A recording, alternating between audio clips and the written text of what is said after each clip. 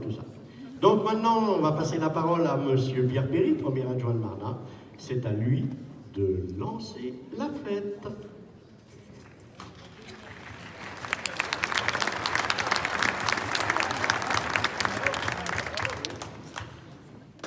Mesdames et messieurs, chers Marnereaux, c'est une nouvelle fois avec un grand plaisir que je me retrouve devant vous pour cette cérémonie des vœux à la population. Comme se plaît à le dire parfois notre sénateur Loïc Hervé, et afin de n'oublier personne, je vous salue toutes et tous en vos titres, grades et qualités et vous remercie chaleureusement de votre présence. Je vous souhaite également remercier les représentants de la batterie fanfare et de l'harmonie municipale. Ce soir, je représente la commune, mais je n'en oublie pas pour autant que je suis musicien et je ne pouvais pas commencer mon propos sans leur dire combien j'apprécie leur présence chaque année et je les félicite pour les morceaux dont ils nous ont gratifiés ce soir. Hélas, le monde musical marnereau a le cœur lourd ce soir, puisque Paul Breza, membre fidèle de la batterie fanfare depuis de très nombreuses années, nous a quittés ce matin. Au nom de Madame le maire et de son équipe, j'adresse mes plus sincères condoléances à son épouse Martine et à ses enfants et petits-enfants. Ici même, le 5 janvier 2018, Chantal Vanson avait tiré les grandes lignes de ce qu'elle souhaitait réaliser avec son équipe pour Marna et les Marnereaux.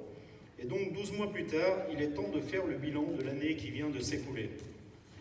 Je vais essayer d'être le plus concis possible, mais il est important de retracer tout le travail réalisé par l'équipe municipale.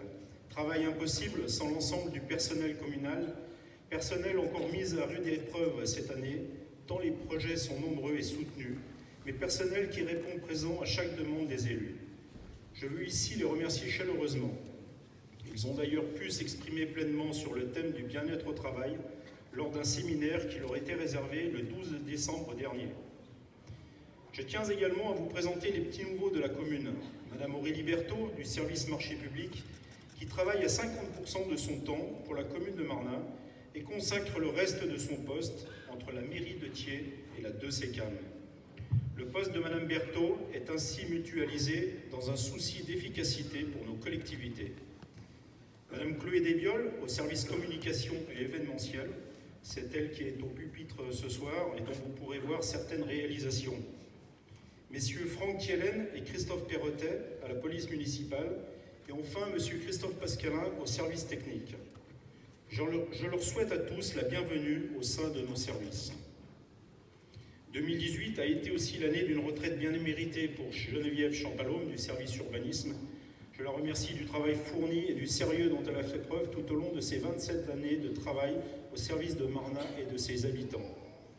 Son remplacement s'est fait en interne et Mme Pamela Lemay a pris ses fonctions le 1er septembre dernier au service urbanisme. Mme Catherine Givogne a également fait valoir son droit à la retraite au mois de juillet, après pratiquement 20 ans de service. Marna est depuis le 1er janvier une commune de très exactement 5536 habitants. Et qui dit commune de cette taille, dit également commune avec des besoins importants en infrastructures et en services. À Marna, tous les sujets sont bien évidemment importants et aucun n'est privilégié plus qu'un autre. Toutefois, il y en a toujours un qui cristallise un peu plus les attentions, c'est bien le sujet de la voirie. Ainsi, Madame le maire nous avait demandé pour 2018 un effort encore plus important que pour les autres années. Ainsi ont été réalisés les travaux suivants. L'aménagement piétonnier route de Blanzy avec les barrières de protection pour les piétons et le goudronnage du chemin cet été. Le prolongement de la route des Crevalets, de la rue du Marcelli et de l'impasse des Marais. La création de la rue Simone Veil, perpendiculaire à la rue de la Fin, qui permettra la desserte de la future EHPAD et du lotissement Haute-Savoie Habitat, dont les deux verront leur démarrage en 2019. L'aménagement des trottoirs et des lignes de circulation piétonne route de l'Étoile. L'aménagement d'un sens de circulation rue des Albroges. Les panneaux interdisant ou régulant la circulation viennent d'être posés, donc il n'y a maintenant plus aucune raison de se dédouaner des obligations de circulation sur ce secteur. Des contrôles seront organisés très prochainement pour les conducteurs récalcitrants. Le réaménagement complet du parking de l'école rue de la Fin.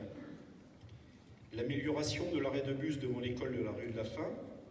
Le raccordement route des Grands Champs sur la rue de Deschenais, lien avec l'écoquartier. la mise en place d'une voie piétonnière et d'un balisage rue des Chasseurs et rue des Précollets.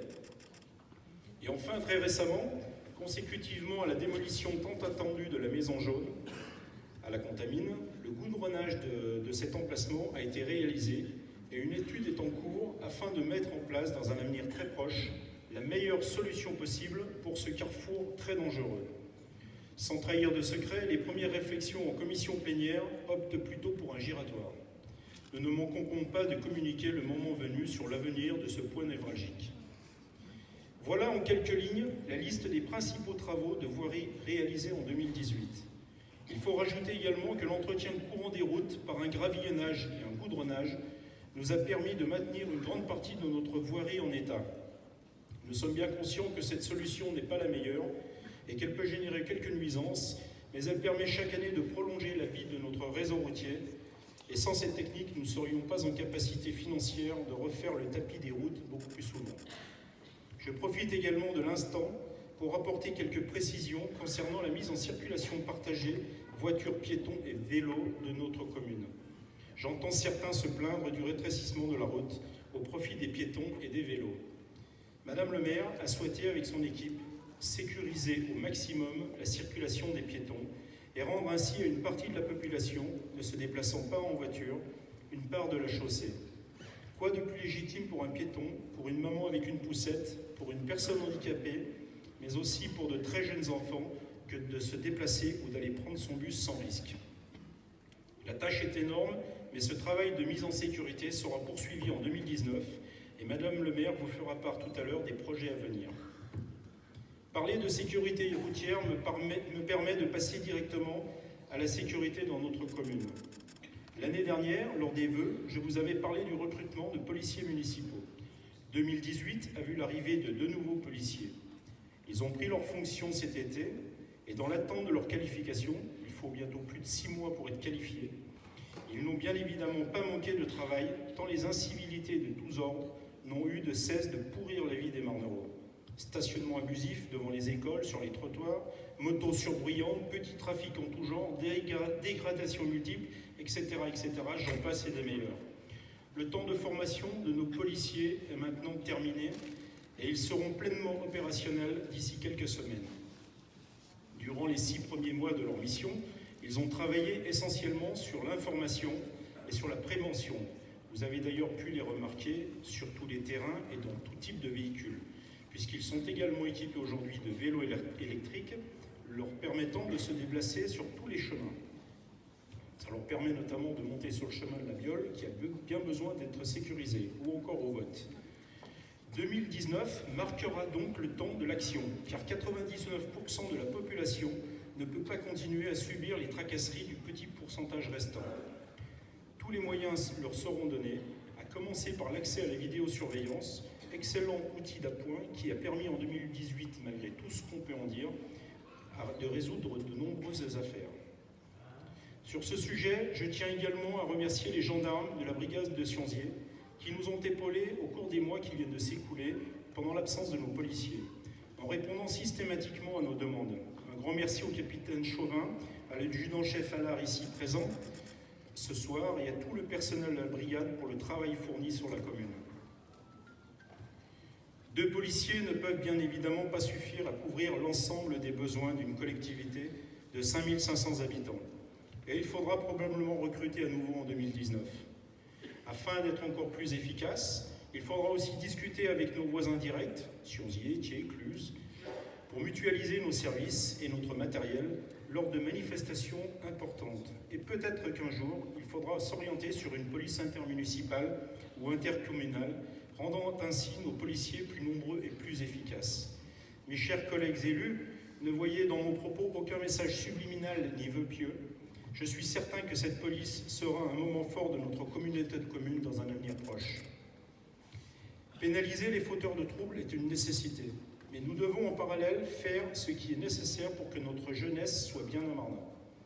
C'est pourquoi, dès la fin de 2018, Madame le maire a invité les jeunes et les moins jeunes à venir s'exprimer au travers d'ateliers.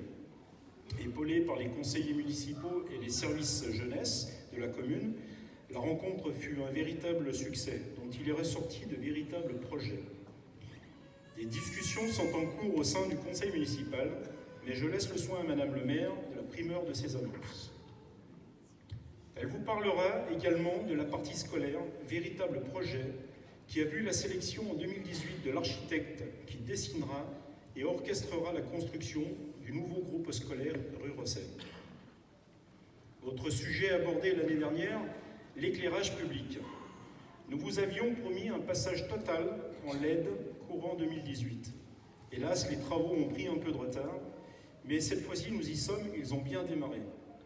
Sous la houlette du CIAN et en collaboration avec nos services, les travaux ont débuté en novembre par la rue des Précollets et par l'avenue du Mont-Blanc et de la Libération. Une remise à niveau total de l'éclairage public à Marnat sera terminée en 2019.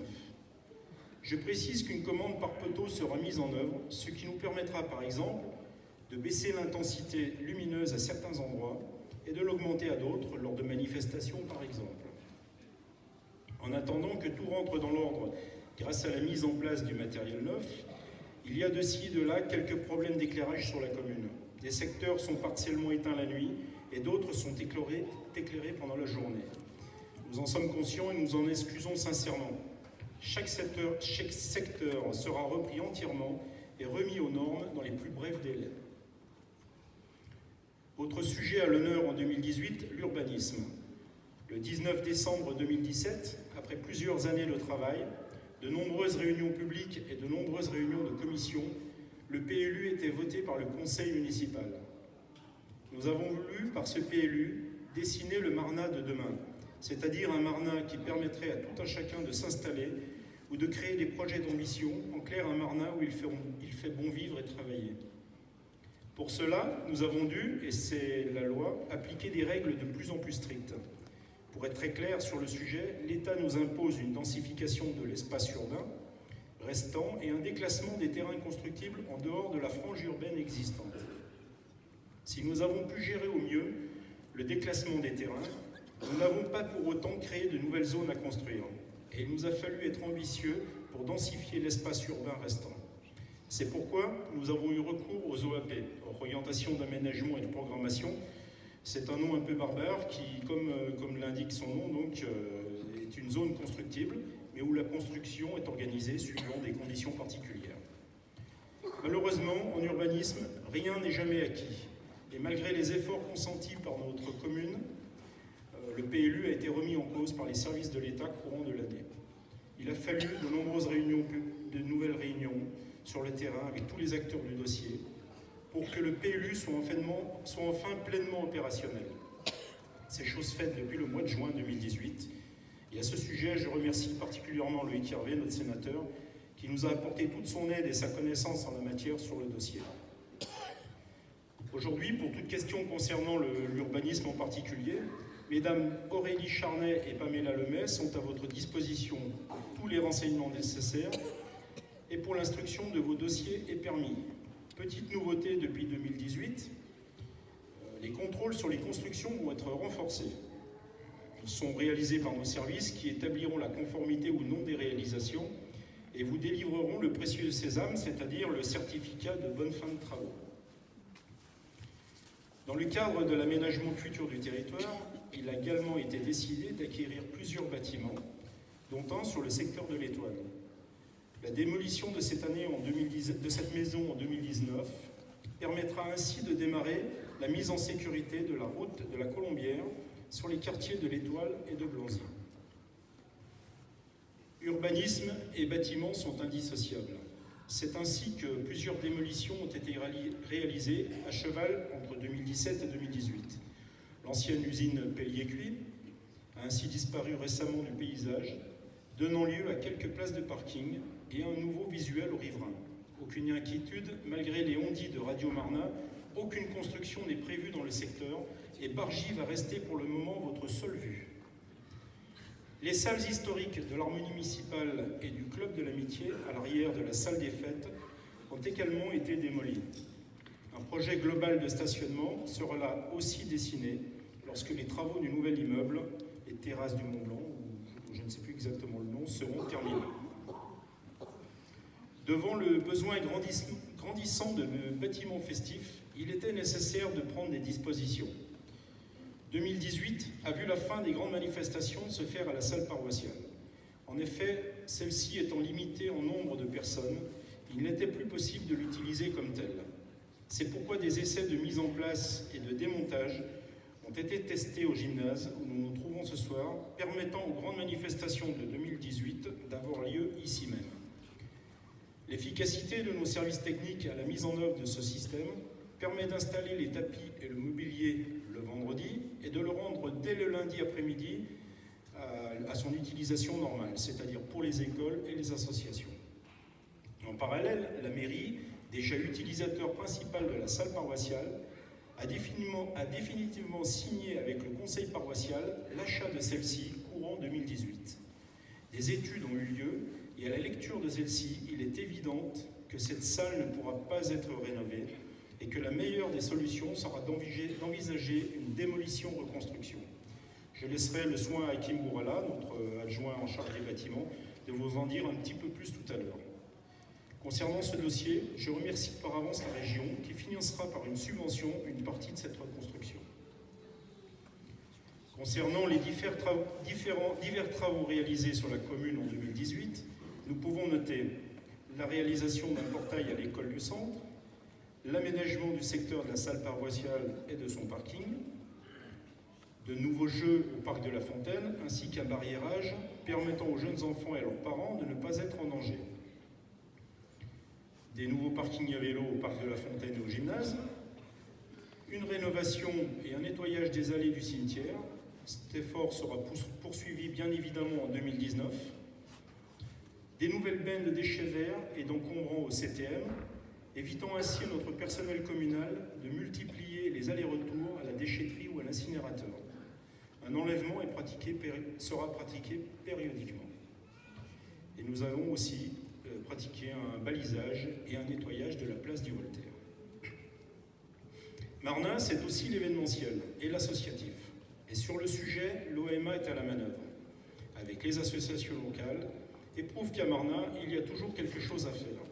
Ainsi, cette année, pour ne citer que les actions principales menées par l'OMA, vous avez pu participer aux vœux du maire 2018, au carnaval organisé en collaboration avec nos voisins chanveraux. En effet, cet événement étant devenu moins attractif, il fallait lui redonner vie. La collaboration des deux communes a permis, malgré un temps exécrable ce jour-là, de redynamiser l'événement. Cet événement sera bien évidemment reconduit cette année. À la matinée propre au mois d'avril, qui fut un véritable succès en tonnage, à la cérémonie de la victoire et au vide-grenier au mois de mai. Le mois de mai fut également le temps d'une baleine népalaise. Organisée par la commission culture et avec la collaboration de Alain Duval, nous avons pu à partir du 4 mai faire du hall de la mairie un véritable village népalais. Cette exposition a été largement plébiscitée. Vous avez pu également participer au Nuit Blues et au trail du Gypaète en juin. Notons que depuis cette année, pour des raisons de disponibilité de matériel et de bénévoles, le trail a eu lieu avant les Nuits Blues, ce qui a permis aux trailers de profiter pleinement des soirées blues, de sa bonne musique et de se refaire une santé auprès des brasseurs locaux.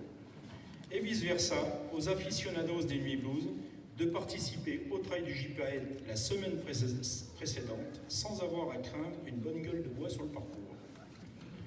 Vous avez pu également participer à la remise des diplômes des cadets de la gendarmerie le 7 juillet, à la cérémonie de notre fête nationale le 13 juillet dans le parc de la musique, à l'étape du Tour où plusieurs conseillers municipaux se sont illustrés, au Tour de France et à la montée pédestre en juillet.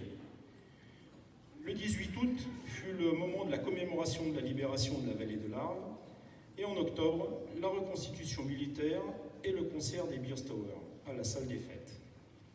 Tout au long du mois de novembre, vous avez pu participer aux différentes célébrations du centenaire, avec comme point d'orgue la célébration de l'armistice le 11 novembre après-midi, où nous avions rarement vu autant de monde, et le concert de l'orchestre philharmonique bulgare de la fondation Vladis Simeonov à l'église de Marnin, mais également au Carreau et à Thiers.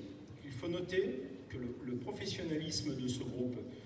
En effet, pendant le concert des Carreaux, cette troupe a perdu son chef de musique, victime malaise cardiaque. Le concert s'est quand même terminé avec la direction du premier violon, sous la direction du premier violon.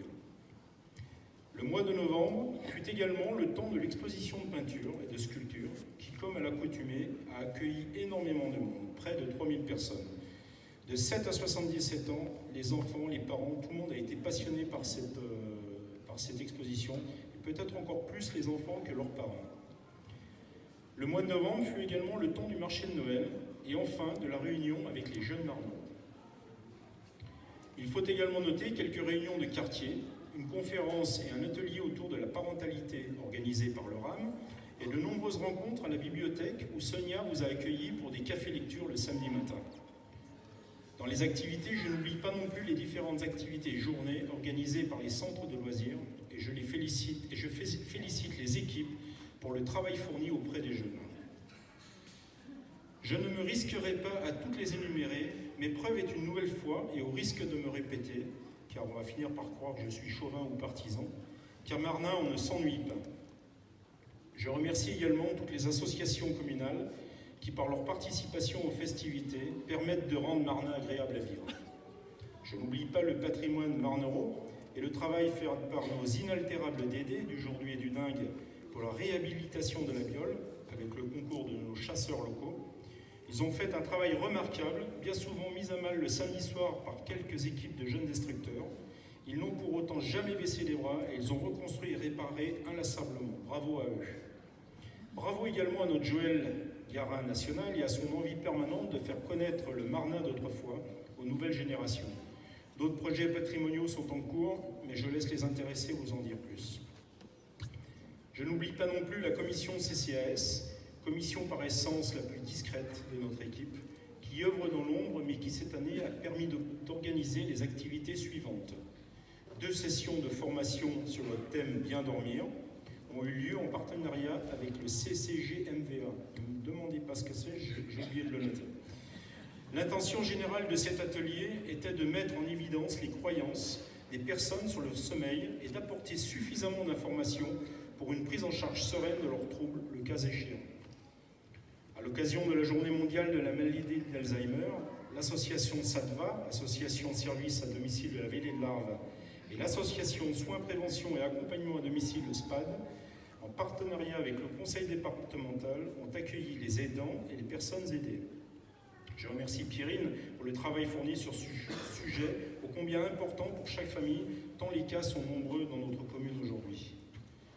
Devant le succès de la première édition, un deuxième atelier Silver Fourchette a été organisé. Ce dispositif dédié à l'alimentation des plus de 60 ans est soutenu par la Conférence des financeurs de la prévention de la perte d'autonomie de la Haute-Savoie, présidée par le département. Nous remercions nos 2 chefs du jour, Thierry Gervais du Bar des Sports et Olivier Dufour du Floridia, d'avoir donné de leur précieux temps et de leur talent pour avoir fait découvrir aux personnes présentes des recettes simples et savoureuses à reproduire à la maison. Enfin, n'oublions pas non plus l'organisation du repas des anciens le dimanche de Pentecôte et la confection cette année et la distribution des cadeaux de Noël pour nos aînés. Je précise que cette année, tous les produits offerts ont été confectionnés à Marnat ou dans notre communauté de communes. Ce travail réalisé par l'ensemble des commissions et par le conseil municipal ne pourrait pas être complet sans communication. De nouveaux outils sont venus compléter ceux existants et c'est ainsi que 2 panneaux lumineux ont été implantés, pour l'un au centre-ville et pour l'autre au Valignon. 5 supports de banderoles ont également été mis en place dans différents points de la ville, éliminant ainsi les points d'affichage précédents devenus obsolètes. Un 6e point sera implanté dans le quartier de l'Étoile très prochainement. La dépose d'affiches est donc maintenant réglementée et chaque association locale ou intercommunale peut prendre contact avec l'eau et des Bioles à la mairie pour bénéficier des panneaux et de l'éclairage. Il faut noter également la refonte complète du site internet et la création d'un groupe Facebook Jeunes et d'un groupe Instagram Jeunes. Notons la communication faite à l'occasion des fêtes de Noël où des sapins ont été mis à disposition des habitants pour qu'ils puissent les décorer à leur convenance. Le tout a donné des résultats plutôt surprenants. Les autres supports, tels que le Marnazine ou la page Facebook de la mairie, sont également toujours opérationnels. À propos propos de la page Facebook, il faut préciser que tout un chacun peut déposer un message avec la garantie qu'il sera lu.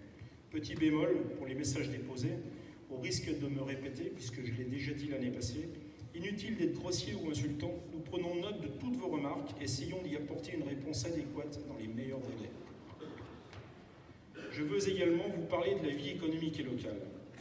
Pour cette municipalité, comme pour toutes les autres, le commerce de proximité est essentiel. Notre équipe y croit fortement et espère pouvoir encore attirer des commerces dans l'avenir. Ces commerces créent le lien social nécessaire à la bonne marche de notre commune. C'est pour cela que cette année 2018 a vu une nouvelle fois l'organisation de réunions avec tous les commerçants en mairie sous la houlette de Laurent Lagrange. De nombreux commerçants sont venus apporter leurs idées et de ces rencontres est née l'idée de faire une quinzaine commerciale. Cette quinzaine a été un véritable succès dont le point d'orgue a eu lieu le jour du marché de Noël par un tirage au sort avec distribution de lots offerts par les commerçants. Voilà, j'espère que je n'ai pas été trop long. En quelques mots, je vous ai expliqué quelles ont été les grandes actions de la municipalité en 2018. Et avant de laisser la parole à Madame le maire, je voulais simplement lui dire combien nous sommes fiers d'être à ses côtés pour assurer notre mission auprès des Marneraux et au service des Marneraux. Chère Chantal, la tâche n'est pas facile, voire même parfois très ingrate, et tu l'accomplis sans faillir. Très chère Chantal, au nom de tous les membres du Conseil, je te souhaite, ainsi qu'à Richard, ton époux, et tes enfants Julien, Émilie, Maxime, Mathieu et Simon, une excellente année 2018, faite tout simplement de santé et de bonheur.